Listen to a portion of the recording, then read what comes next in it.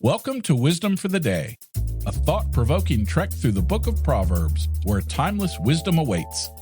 Join us as I unlock the secrets of Proverbs and transform our minds towards embracing true and godly wisdom. Each day we'll reflect on a different proverb, in order, unraveling its layers of insight and practical application. Get ready to be inspired, challenged, and empowered to live a life of purpose and righteousness. Wisdom for your day starts now. Today is day 140. We're in the 13th chapter of the book of Proverbs, verses 7 and 8 from the New Living Translation. Some who are poor pretend to be rich. Others who are rich pretend to be poor. The rich can pay a ransom for their lives, but the poor won't even get threatened.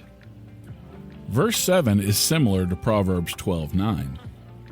There's an interesting connection between verses 7 and 8.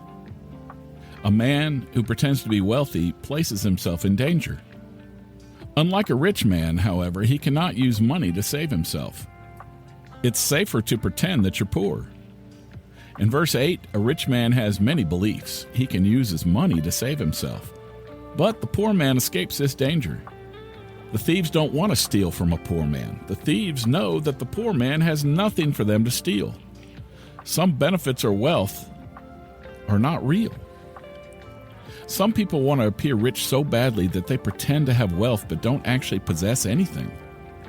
Imagine how empty that kind of life must be. I watched a movie once about J. Paul Getty, who was once the richest man in the world. His grandson was kidnapped. But Getty didn't want to pay the ransom because he cared more about his money and art than other people's lives. Spoiler alert, Getty eventually paid the ransom, but only after his grandson lost an ear. Verse 8 makes a good point. I don't worry about any of my family being kidnapped because I don't have enough money to make it worthwhile. Think about this. Which of the following sounds best to you? 1. Having so much money that you can buy anything you want, but needing bodyguards all the time. 2. Being so poor that no one wants what you have, but being hungry. Or 3. Having enough money for your needs, but not your wants. Well, that's all for today, but I'll be back tomorrow with more of Solomon's wise teachings. For free Wisdom of the Day merch, head to buymeacoffee.com/renewed mindsets and consider becoming a community member. The executive producer of Wisdom for the Day is Yelena McClellan. The spiritual advisor is Kimmy Shirley. Special music by Weston McCurry. If you like this show, please tell someone about it and share it with them. Until tomorrow, I'm Rick. I love you. See ya. Hello.